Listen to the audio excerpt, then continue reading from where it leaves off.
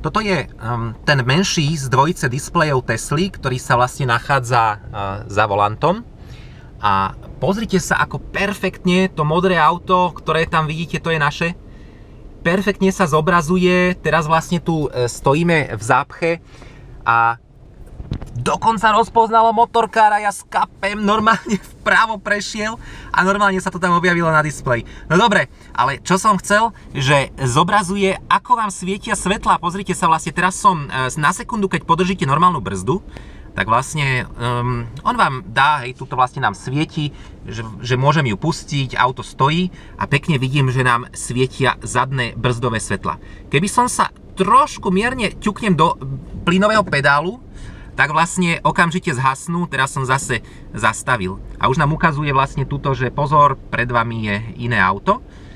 Keby som sa priblížil ešte kúsok, tak ukazuje vzdialenosť v centimetroch, neukazuje, tak to asi iba pri parkovaní.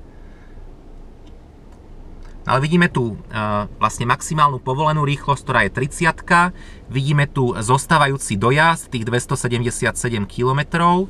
Vidíme tu vlastne aktuálny čas, koľko sme prešli od poslednej zastávky, to je ten prvý údaj, a v druhom riadku je, koľko sme prešli od posledného nabíjania, našu priemernú spotrebu a celkový počet kilometrov najazdených.